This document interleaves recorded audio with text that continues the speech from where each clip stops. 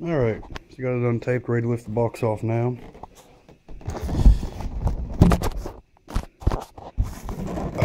Get some pop offs. There we go. That's just the top of the box. Oh yeah, there's another little 1/8 scale. That's just the Revenge Type E. I haven't bought any great kits yet or ever, but I think after this one here will be my last kind of cheap ready to run kit to buy. Well, almost ready to run. This doesn't come with the radio or the receiver. Not too bad. So they had a couple pieces of foam in there just on the sides there. Just like everyone else's unboxing video. And here she is. Oh man, that is a good size though. I do like the way it looks. Not too shabby.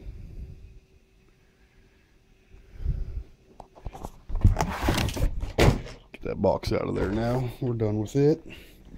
Alright, what else? Just like everyone else covered, I believe these are for the servo, if I'm not mistaken. I could be wrong on that. And of course, gotta have that. Up there in the bag there. You got the wing. And as I said, we got the decal sheet. Now I can see why it was coming out, because it looks like it was just impress glued right there. So that bottom is coming off that box right there, letting it slide right on out. You can see that. Nothing too big. If there was supposed to be more in the box, I'd be worried, but I knew this box wasn't supposed to have much in it. No big deal. Got some decals. Woohoo! Another basic just instruction manual, which will be tossed to the side like everything else halfway. I'm going to go ahead and take the body pins out here. Let's take a gander underneath it. The body actually, it is a stiff one. Oddly enough, I know some people have had complaints with it, some have, but it actually doesn't feel too bad. Granted, I guess I'm more of a noob in this market than some, but I've been out to the local track and stuff, been able to feel some of the more responsive bodies. So that's the stock body. Now I did kind of screw up a little bit. I actually did order another body for it because I knew I kind of wanted to replace that ugly Sabertooth body. I know some people like it or whatnot, but I did screw up and I actually bought a body for a Nitro, so it's got the the engine hull already cut out on it, which, oh well, you know, I was trying to be lazy and take a scapegoat way and just go ahead and have a body that was done. Of course, I started on some decals putting on her. I was going to do a little bit more of that later, waiting to see. I was a little worried if it was going to fit, but now that I see it, I mean, of course, you know, I want to cut it down a little bit more, but I think it'll actually kind of slide right on there once I put the new body post mount holes in there and cut the tail off a little bit. I wanted to see the Turnigy before I could really know how to cut it, but I think I'll be able to cut it decent, have it looking on there pretty good. So, as a kind of a temporary look to kind of see, that'll be the body that ends up being on her. She'll definitely look a lot better than the stock body on there. Also, of course, you know, we can't leave anything alone, right? If we did, we wouldn't be in this hobby. So, I also do have some basic cheap monster truck wheels that I'll be tossing on there, which actually look like they'll fit on there pretty good. I'm a little bit worried they might not because I didn't get an offset on there, but I think even without an offset, they'll run just fine on there. Not too bad. I might end up getting some wheel extenders then. I don't know. I'll see how it runs. I'll put them on there since these tires don't have any offsets, but I might buy some to do. Hell, who knows? Right? All right. Alright, so we'll go ahead and set those to the side. But anyways, first impressions are, dang, actually pretty good. I'm not sure why. There it goes. Steering servo was a little bit stiff to get moving there, but everything looks all right. Definitely in agreement with everybody else. Well, I feel some dampening in the back. Actually feels like some oil in them, but springs are weak. I don't know if you can see that or not, but I mean, it's not as bouncy and springy as the front, that's for sure. Definitely not that springy, but definitely not. Definitely doesn't feel good though. But other than that, I definitely got to give props. I do like the way the wiring's done down through here. Got a couple other components that's going to be coming in. I got a receiver box I'm going to get mounted on the top rail here. I just don't like having my receivers exposed too much, so I'm going to get a receiver box put in there. I guess that's just one of my OCD things. I can't stand just having a receiver sitting in there, so I always get a box or something to put it in, just in case I do go through the water, because it says a waterproof ESC, which, oddly enough, no one has said it. With its name being WPS8A, I can't help if this is actually maybe some type of rebranded Hobby Wing. And the reason why I say that is because I like Hobby Wing. I've gotten a few of their ESCs. And this is their SCT ESC, 120 amp in here. And really, it looks like a larger version of it. Just a little bit bigger. And, I don't know, can't help but to wonder if there's some type in there. Because, you know, Hobby Wing's, you know, Chinese and everything too. Well, they're good. I'm not saying they're not good. I'm just saying that, you know, when you get into it, you know, we can say, ooh, awesome, we bought it in the USA. It's a USA company, all we want, like Castle Creations. But ultimately, they get their items from some of the same manufacturers. Just a little better quality control on their end because they demand it. So, can't always scoff at some of the Chinese knockoffs. Or Taiwanese, Japanese, whatever you want to call them. They're all different ones. I know Taiwan, there's a lot of stuff made in Taiwan for this stuff too that people talk smack about. But hey, that's neither here nor there. I'm not here for that. I'm just here to give a little initial review on this old Sabertooth because, honestly, for the price, I don't know how many can pass it up. Even if they just want something just to mess around with and throw it away a couple months from now. I mean, Shimmy Crickets, 230 bucks. 230 USD. Well, technically I said it was 239. 239 USD is what this was. A little bit of change, and I bought enough from there anyways. I had something else coming in I was ordering, so shipping, I really don't include that. You gotta pay for shipping no matter where, or if you buy local, you're gonna have tax. So I really don't talk much about the shipping charges. So $239 for this thing right here. Aluminum front shock tower actually looks pretty good, feels good. Shocks will probably need rebuilt, but honestly, I'm not even gonna lie, I have a whole bag of this stuff right here, my good sirs and ladies and gents. Got a new steering servo, got the Trackstar Platinum Series. I believe this is the 910 is what I got. Yes, TS 910. So that way I got plenty of torque while I'm out there bashing around, because I am not a racer, I am a basher. I do this for fun, blow off steam. And, you know, the racing's somewhat nifty, but I don't have time for that. I'm trying to relax when I'm outside anymore. I'm not trying to do more work and feel like I gotta try. So I just like to break shit. But anyway, they got a bunch of extra odds and ends. You know, a bunch of the stuff in the warehouse was, you know, back ordered. But I got what I felt I would end up needing at some point with it, no matter what. So hopefully some of the back order stuff comes in. But I got all kinds of shit. I'm going to do the Traxxas bumper mod, of course. I can't help it because the way I run around and stuff, it's going to need a little bit extra protection. But the main thing is, I wanted to show, since we were just talking about the shocks, wherever they may have went. Well, this is interesting. This is very interesting. A-arms, extra fan for dual fan, steering linkages. Ah, here they are. Here they are now. Someone probably talked smack about this. I know I've talked smack about them too. I got these same shocks for my Revenge buggy. But honestly, after finessing them, learning them, I kept having a problem with it ripping out the mount for the pinion area down here. I don't know if y'all can see it real good or not, but it did have a problem with it. Kept ripping this right here off. When I first got them, but pretty much I figured out it was because while the shocks are not bad by any means per se, they're a little bit shorter than some other stock ones. Just like the front, I think, is 92 or 93 millimeter long instead of like 95 or 96 like on some buggies. So I had to learn that real quick and not preload my springs too much. So I just had to learn to get better springs on there instead of preloading them down to try to help my ride heights and everything. So stronger springs, less preload, same ride heights, what I had to go with from a bucky over there. So I kind of am going to be learning that lesson on this one too. I know that to a degree I'm going to have a little bit more of an issue on this one because I can already spot right off the bat, since this is a truggy, of course.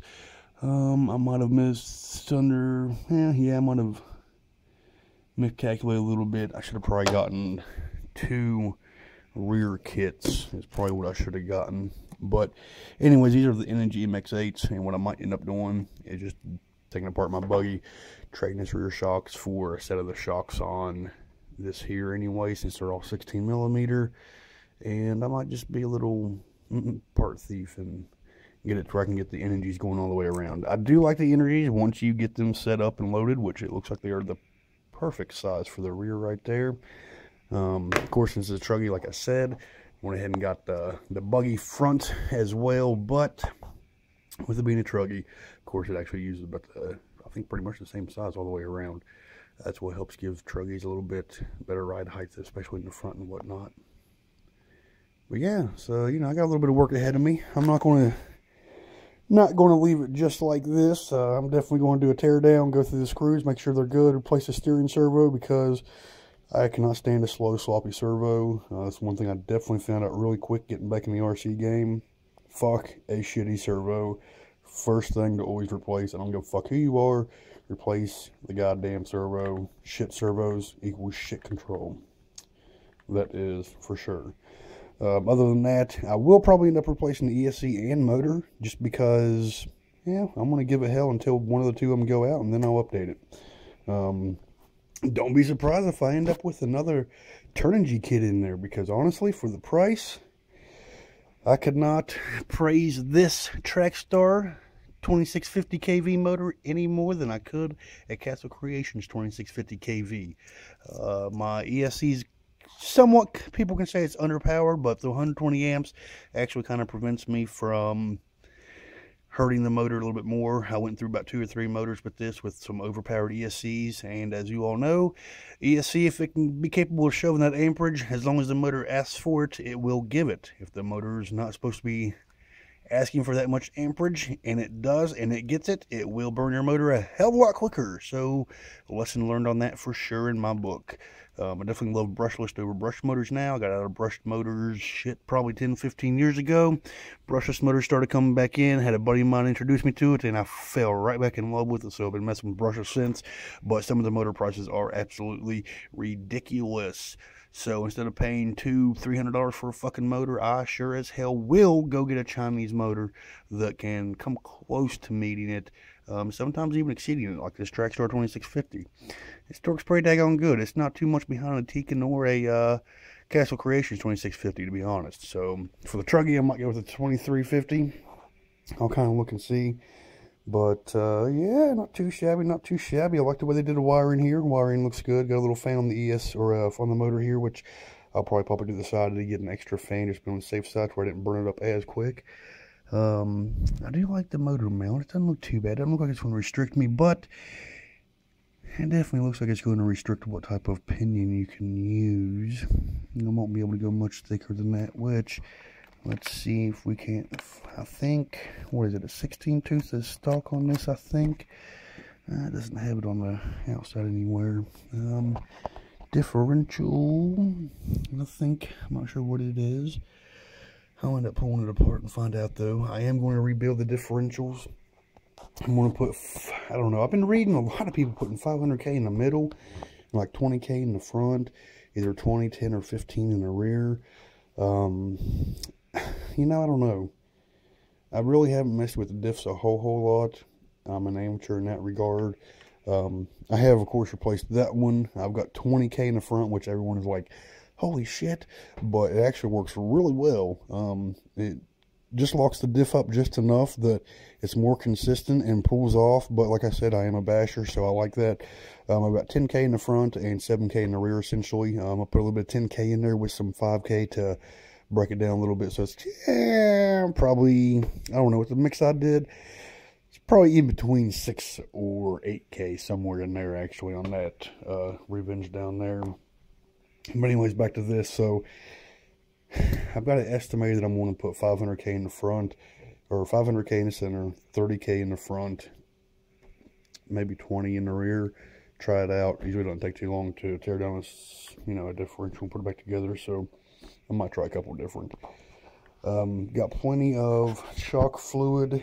That'll definitely be one thing I pick, especially for the front since it's so damn springy. I don't think there is anything in there. If it is, it's water. Probably gonna go 50-60. 50 weight in the front, 60 weight in the rear. See how that gives it. I do jump a lot, so I don't know. I know Aussie and a couple of them, I think they start out kind of high and end up going down to like 40 and 50 or 45 and 50, something like that. So I don't know. I'll see how the 50 weight in the front shock wheel and 60 weight in the rear shock wheel ends up doing. I did get plenty of replaceable hardened shock shafts.